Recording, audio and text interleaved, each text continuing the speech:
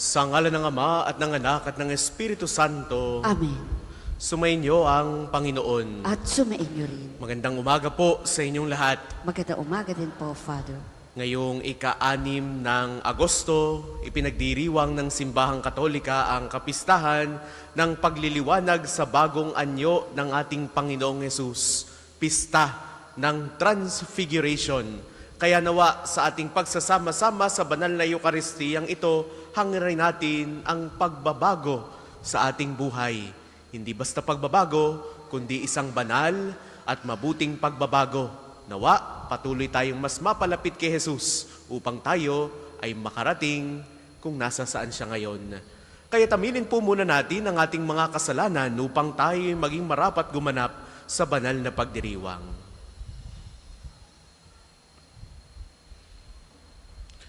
Inaamin ko sa makapangyarihang Diyos at sa inyo mga kapatid na lubha akong nagkasala sa isip, sa salita at sa gawa at sa aking pagkukulang.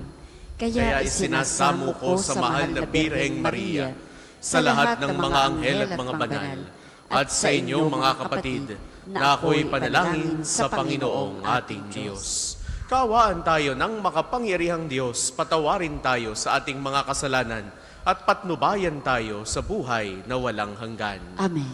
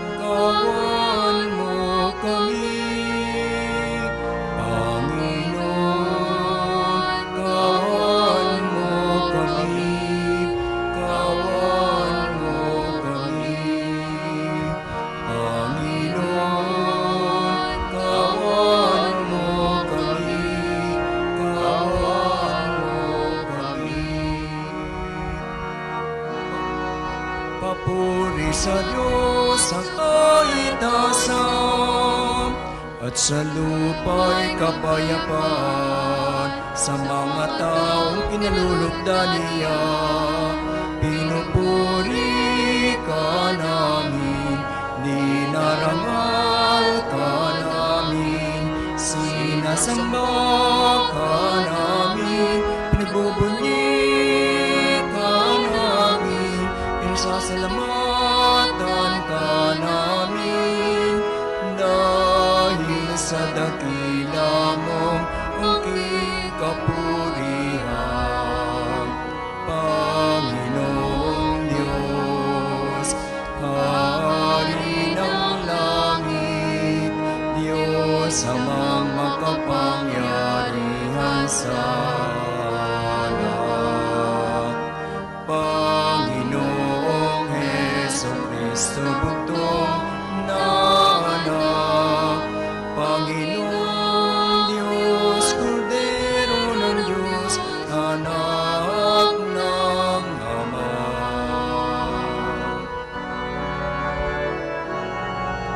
Ikaw na nagalis ng mga kasalanan ng sanlibutan, maawa ka sa amin. Ikaw na nagalis ng mga kasalanan ng sanlibutan, tanggapin mo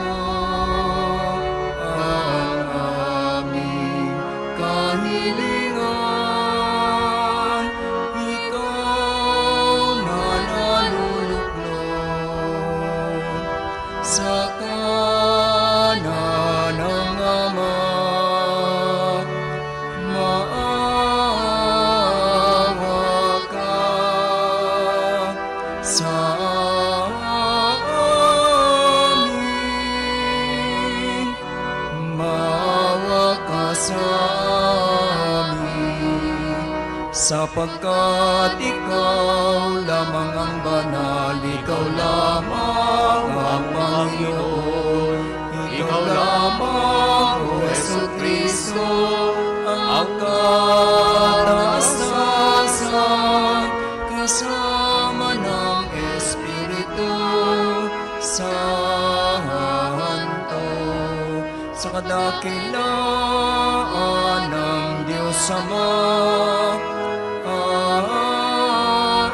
Amen. Amen.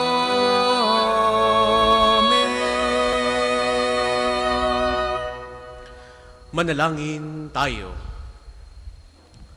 Ama naming makapangyarihan, sa pagliliwanag sa bagong anyo ng iyong anak, ang pananla ng aming sinasampalatayanan ay iyong binigyang patunay sa pagsaksi ng aming mga ninuno at inihayag mong kami lubos na kinukupkop bilang mga anak. Ngayong kami nakikinig sa iyong anak na pinakamamahal, kami naway pagindapating maging tagapagmanang kanyang katambal. Sa pamamagitan niya, kasama ng Espiritu Santo magpasawalang hanggan. Amen.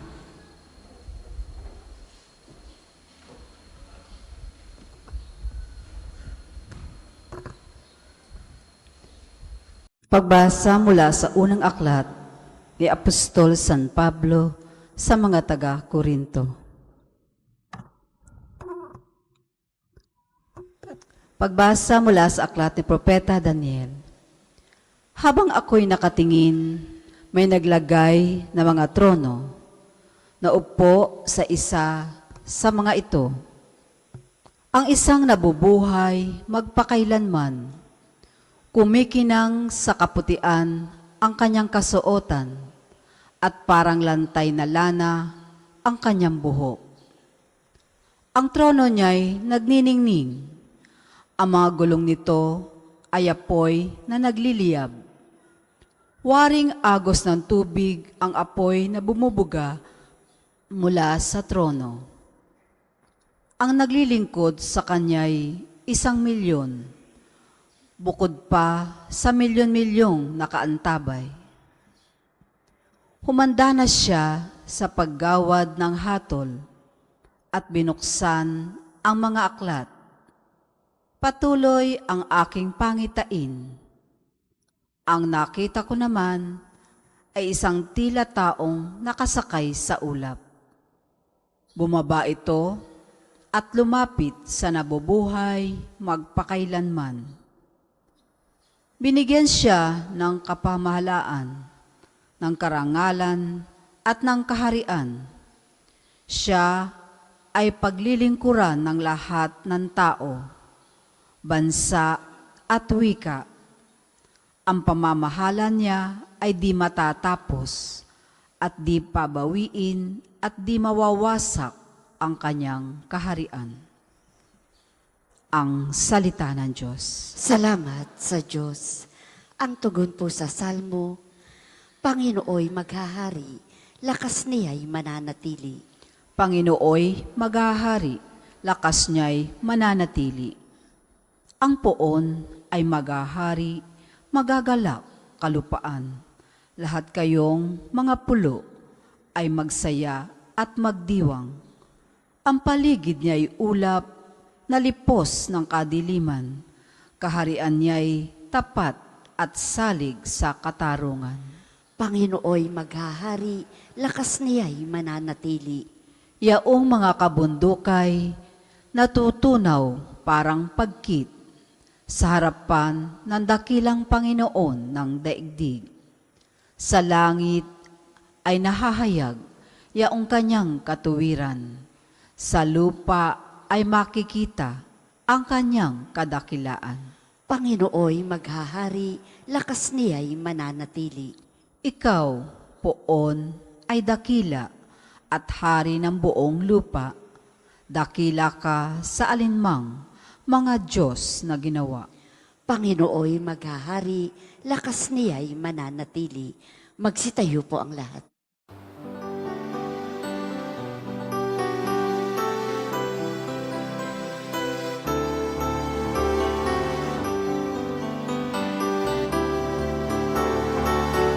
Hallelujah, hallelujah, hallelujah,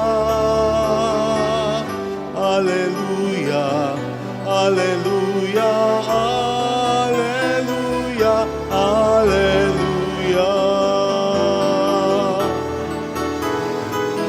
Hallelujah, hallelujah, hallelujah. Hallelujah, hallelujah, hallelujah, hallelujah. Sumainyo ang Panginoon. At sumainyo rin. Ang mabuting balita ng Panginoon ayon kay San Lucas. Papuri sa iyo, Panginoon. Noong panahong iyon, umakyat si Jesus sa bundok upang manalangin. Isinama niya sina Pedro, Juan at Santiago. Samantalang siya'y nananalangin, nagbago ang anyo ng kanyang muka. Nagningning ang kanyang kasuotan na naging puting-puti. Di kaginsa-ginsay lumitaw ang dalawang lalaki, sina Moises at Elias, na napakitang may kaningningan at nakipag-usap sa kanya. Pinag-usapan nila ang nalalapit na pagpanaw ni Jesus na magaganap sa Jerusalem. Tulog na tulog si Pedro at ang kanyang mga kasama. Ngunit sila'y biglang nagising at nakita nila si Jesus na nagniningning at ang dalawang lalaking nakatayo sa tabi niya. Nang papaalis na sa tabi ni Jesus ang mga lalaki, sinabi ni Pedro, "Guro, mabuti pa'y dumito na tayo. Kagawa po kami ng 3 kubol, isa sa inyo, isa kay Moises at isa kay Elias." Ang totoo'y hindi niya nalalaman ang kanyang sinasabi. Nagsasalita pa siya nang matakpan sila ng isang ulap at sila'y natakot. At may isang tinig mula sa alapaap na nagsabi, "Ito ang aking anak, ang aking hinirang, siya ang inyong pakinggan." Nang tumigil ang tinig, nakita nilang nag-iisa na si Jesus at hindi muna sinabi ng alagad kanino man ang kanilang nakita. Ang mabuting balita ng Panginoon. Pinupuri ka namin, Panginoong Hesukristo. Sa inyo pong lahat na naririto at nakikibahagi sa ating banal na pagdiriwang, sa mga sumasama po sa atin sa pamamagitan ng ating Facebook Live, sa inyo po mga minamahal naming Pilgrims of Hope ngayong pong taon ng Hubileo, magandang umaga sa inyong lahat. Meron po tayong kasabihan, no pain, no gain. No thorn, no crown. At meron ding sinasabing no guts, no glory. O kaya naman ay no suffering, no glory. Ngayon pong araw, ipinagdiriwang natin ang kapistahan ng pagbabagong anyo ng ating Panginoong Yesus. The word is transfiguration. Ito po ay galing sa salitang Latin na transfigurare o hango sa wikang Griego na metamorphosis, na ang ibig sabihin ay change. Change of form, change of appearance. Kaya sa araw na ito, ipinapaalala sa atin ng kapistahang ito na lagit-lagi may pagbabago. Maaaring tayo bilang tao, no?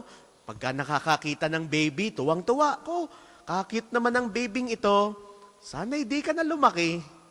O pagka nakakakita tayo ng mga bata, kabait, kagalang, nagmamano, sunod ng sunod sa utos, sinasabi nating, sana'y huwag ka nang magbago. Sana'y huwag ka nang lumaki. Which is next to impossible. Hindi naman po pwede yun. Lagi at lagi na mayroong pagbabago. Itong batang maliit, na noong unay hindi naman kayang tumayo sa kanyang sariling paa, maya-maya'y makikita mong nagapang na, nalakad na ng kanya, nakakakain na ng kanya, nakakaligo na ng kanya, nag-aaral na, and so on and so forth, hanggang sa siya'y makapagtapos ng pag-aaral, bumuo ng kanyang sariling pamilya. Because there is change. Tayo rin, bilang mga mananampalataya, dito tayo tinatawag para sa pagbabago. Maaaring ang ating hiling, sana'y huwag ka nang magbabago. Huwag ka nang magiging makulit. Huwag ka nang magiging matigas ang ulo. Pero lagi pa rin may pagbabago. Pwede namang yung pagbabagong hinahangad mo sa tao ay tungo sa mas maganda. Pwedeng kung mabait siya ngayon, bukas, edi mas mabait. Kung mas banal siya ngayon, edi bukas, sana mas banal. Because there is always change. Change is the only thing that is constant in our lives. Sa mabuting balitang napakinggan natin para po sa umagang ito, narinig natin ang pagbabagong anyo ni Jesus. Isinama ni Jesus yung tatlo sa kanyang mga alagad, sina Santiago, Juan at Pedro, paakyat ng bundok. At sa kanilang pag-akyat ng bundok, nakita nilang nagniningning si Jesus, kasama si Moises at si Elias. Kaya nga ano ang hiling ng mga alagad na ito? Panginoon, mabuti pang dumito na tayo. Nakontento sila sa kanilang nakita. Nakita nila si Jesus na nagniningning at sila'y nasiyahan. At ganyan tayo. If we are contented with one thing, if we are happy with one thing, we do not want to leave that happiness. We do not want to leave that contentment. Gusto natin nandun tayo. Kung masaya ka doon ngayon, ayaw mo nang kumawala doon sa kasiyahang yon. Kung maalwan ang buhay mo ngayon, ayaw mo nang kumawala sa kaalwan ng yon. Mga minamahal kong kapatid, ipinapaalala sa atin ang pagdiriwang na ito na laging may pagbabago. No pain, no gain. Kailangang dumaan sa paghihirap. Kailangang dumaan sa pagsasakripisyo. Hindi naman po pwedeng puros ginhawa. Hindi naman po pwedeng puros ligaya. Hindi naman po pwedeng puros biyaya. Tingnan natin ang naging kwento ng ating Panginoong Hesus. Sa kanyang pag-akyat sa bundok ng Tabor, ipinakita niya yung kanyang kaningningan. Ito yung unang patikim ng langit. Para bagang ipinapakita sa atin, kapag nagbait kayo, kapag naging mabuti kayo, ito ang tatamasahin nyo. The foretaste of heaven. Kaya ngayong araw na ito, makita natin yung mga mumunting pagbabago na nangyayari sa ating buhay. Sa ating kapaligiran, nakikita nating lagi at lagi na mayroong pagbabago. Yung tinanimong buto, maya-maya ay magiging munting halaman, may susuloy, hanggang sa ito'y lumaki, hanggang sa magbunga. Sa mga bagay na nakikita natin sa paligid, lagi at lagi na mayroong pagbabago. Sa mga taong nakakasalamuhan natin, there are always changes. And this is the foretaste of heaven. Kaya muli, mga minamahal kong kapatid, sa araw na ito, inaanyayahan tayo para sa pagbabago. Laging mayroong pagsasakripisyo, laging mayroong pagtitiis, laging mayroong paghihirap upang marating yung kaluwalhatian. Gaya ng ating Panginoong Hesus, bago niya narating ang tagumpay ng langit, bago niya narating ang tagumpay ng kaluwalhatian, there was hardships, there was pain, there was suffering. Binagtas niya ang daan ng krus. Dumaan siya sa Kalbaryo. Kaya tayo, bilang kanyang mga tagasunod, patuloy nating lakaran, patuloy nating sundan yung daan na tinahak ng ating Panginoong Hesus. Because after all, just as what we've said, no pain, no gain, no suffering, no glory. Upang makamta natin ang pagbabago, nawa, matuto tayong magtiis, matuto tayong sumunod, matuto tayong magpakababa, dahil ito ang pagbabago na nais ni Jesus para sa atin. Magsitayo po ang lahat.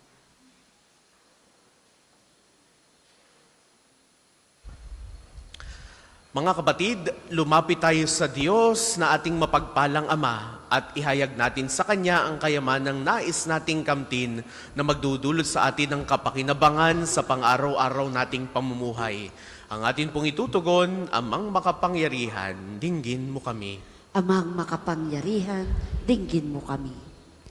Para sa simbahang Katolika, upang ang kayamanang nakalulugod sa paningin ng Diyos ay pagsumikatang kamtin ang lahat ng mga mananampalataya sa pamumuno ng banal na Papa, ng lahat ng mga obispo at mga pari, at maging pangunahin nawa sa kanilang buhay pananampalataya ang maabot ang kayamanang nasa kaharian ng Diyos.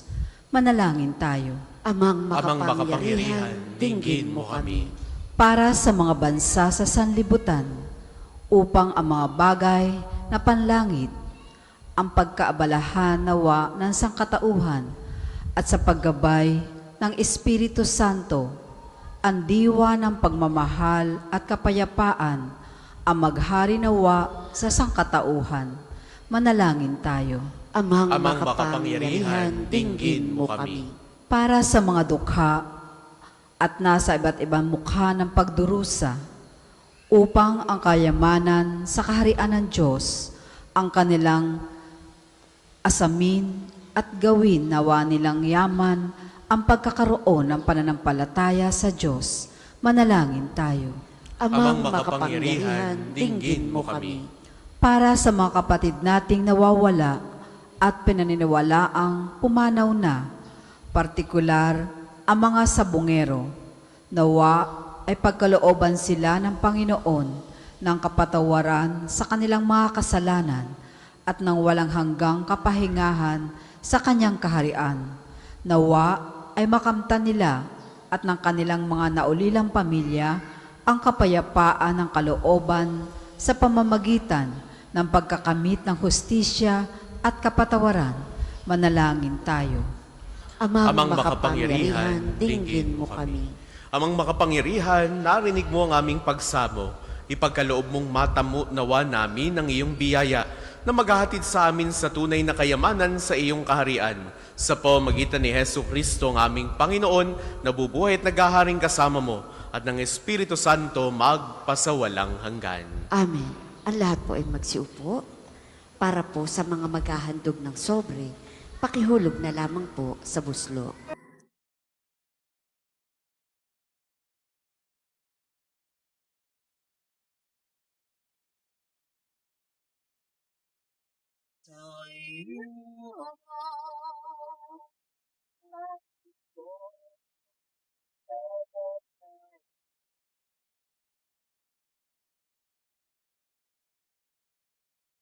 Umasa, sumasamba't nagmamahal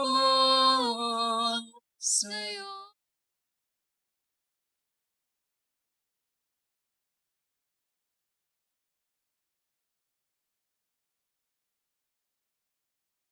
Magsitayo po ang lahat. Manalangin kayo mga kapatid upang ang paghahain natin ay kalugdan ng Diyos Amang makapangyarihan. Tanggapin nawa ng Panginoon itong paghahain sa iyong mga kamay, sa kapurihan niya at karangalan sa ating kapakinabangan at sa buong sambayanan niyang banal. Ang malaming lumikha ang mga hain namin naway maging banal sa liwanag ng bagong anyo ng anak mong mahal. Ang kadilimang dulot ng kasalanan sa amin ay maparam nawa sa sinag niyang maningning sa pamamagitan niya. Kasama ng Espiritu Santo magpasawalang hanggan. Amen. Sumainyo ang Panginoon. At sumainyo rin. Itaas sa Diyos ang inyong puso at diwa. Itinaas na namin sa Panginoon. Pasalamatan natin ang Panginoong ating Diyos. Marapat na siya'y pasalamatan. Ama naming makapangyarihan, tunay kang marapat na ikaw ay aming pasalamatan sa pamamagitan ni Hesu Kristo na aming Panginoon. Ipinakita niyang siya'y maningning habang ang mga piling alagad ay nakatingin. Pinuspos niya sa kaliwanagan ang katawan niyang di iba sa karaniwan. Dito'y pinawi niya ang pangambat takot ng mga alagad sa magaganap sa krus. Dito'y inilahad niya sa kanyang sambayanan na magliliwanag ang tanang kanyang pinangunguluhan kaysa ng mga anghel na nagsisiawit ng papuri sa iyo nang walang humpay sa kalangitan. Kami nagbubunyi sa iyong kadakilaan.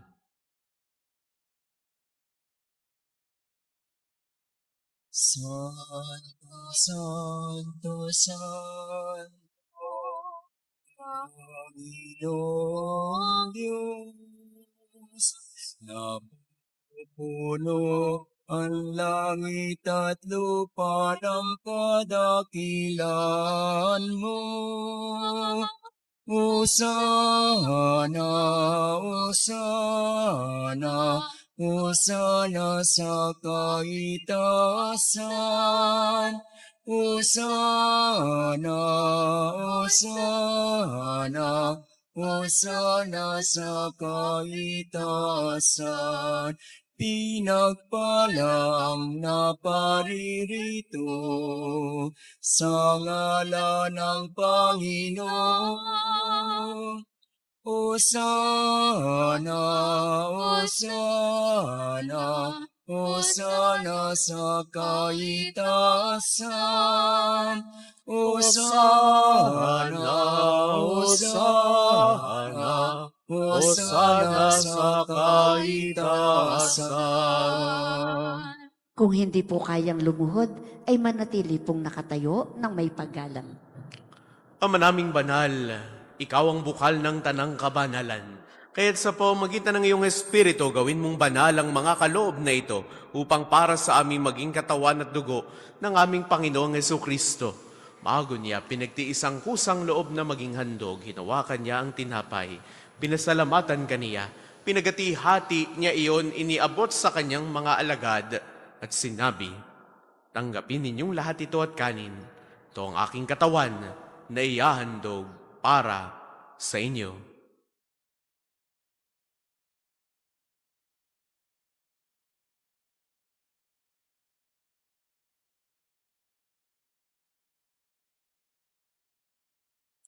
Gayun din naman noong matapos ang hapunan, hinawakan niya ang kalis. Uli kanyang pinasalamatan, iniabot niya ang kalis sa kanyang mga alagad at sinabi, tanggapin ninyong lahat ito at inumin. Ito ang kalis ng aking dugo ng bago at walang hanggang tipan. Ang aking dugo na ibubuhos para sa inyo at para sa lahat sa ikapagpapatawad ng mga kasalanan. Gawin ninyo ito sa pag-alala sa akin.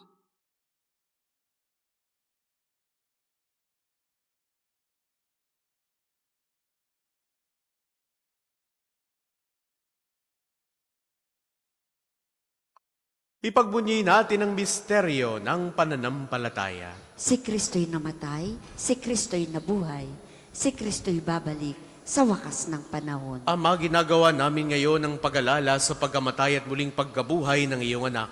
Kaya tiniaalay namin sa iyo ang tinapay na nagbibigay buhay at ang kalis na nagkakaloob ng kaligtasan. Kami nagpapasalamat dahil kami iyong minarapat na tumayo sa harap mo para maglingkod sa iyo. Isinasamo namin kaming magsasalo-salo sa katawan at dugo ni Kristo ay mabuklod sa pagkakaisa sa pamamagitan ng Espiritu Santo. Ama, lingapin mo ang iyong simbahang laganap sa buong daigdig. Puspusin mo kami sa pag-ibig kay Isa ni Leon na aming Papa, ni Gilbert naming Obispo at ng Tanang Kaparian. Alalahanin mo rin ang mga kapatid naming nahimlay nang may pag-asang sila'y muling mabubuhay. Gayun din ang lahat ng mga pumanaw. Kaawaan mo sila at patuloyin sa iyong kaliwanagan. Kaawaan mo at pagindapatin kaming lahat na makasalo sa iyong buhay na walang wakas. Kaisa ng mahal na Birheng Maria na ina ng Diyos, ni San Jose na kanyang kalinis-linisang esposo, kaisa ng mga apostol at ng lahat ng mga banal ni Santo Padre Pio na namuhay dito sa daigdig ng kalugod-lugod sa iyo, maipagdiwang nawa namin ang pagpupuri sa ikararangal mo sa pamamagitan ng iyong anak na aming Panginoong Hesu Kristo. Sa pamamagitan ni Kristo, kasama niya at sa Kanya, ang lahat ng parangal at papuri ay sa iyo, Diyos amang makapangyarihan, kasama ng Espiritu Santo magpasawalang hanggan. Amen. Amen. Amen. Sa tagubili ng mga nakagagaling na utos sa turo ni Jesus sa Panginoon natin at Diyos, ipahayag natin ng lakas loob.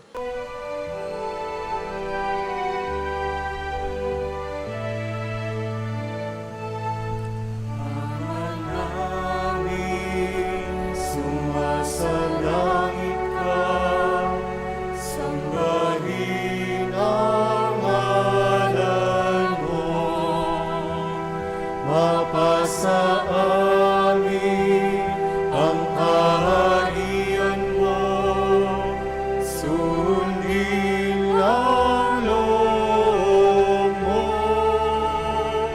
Dito sa lupa, parang sa langit, bigyan mo po kami ngayon ng aming kakanin sa araw-araw at pagnawarin mo kami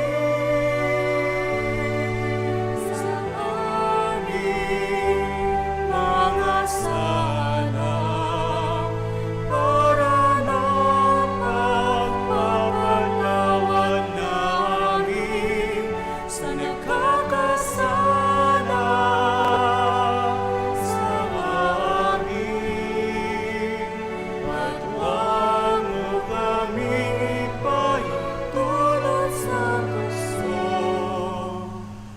pagyadyan mo kami sa lahat ng masama. Hinihiling namin kami adya sa lahat ng masama, pagkalooban ng kapayapaan araw-araw, iligtas sa kasalanan at ilayo sa lahat ng kapahamakan. Samantalang aming pinananabikan ang dakilang araw ng pagpapahayag ng tagapagligtas naming si Hesu Kristo. Sapagkat iyo ang kaharian at ang kapangyarihan at ang kapurihan magpakailanman. Amen. Panginoong Jesucristo, sinabi mo sa iyong mga apostol, kapayapaan ang iniiwan ko sa inyo, ang aking kapayapaan ang ibinibigay ko sa inyo. Tungayan mo ang aming pananampalataya, tuwag ang aming pagkakasala. Pagkalooban mo kami ng kapayapaan at pagkakaisa, ayon sa iyong kalooban, kasama ng Espiritu Santo, magpasawalang hanggan. Amen. Ang kapayapaan ng Panginoon ay laging sumainyo. At sumainyo rin. Bigayan kayo ng kapayapaan sa isa't isa. Peace be with you.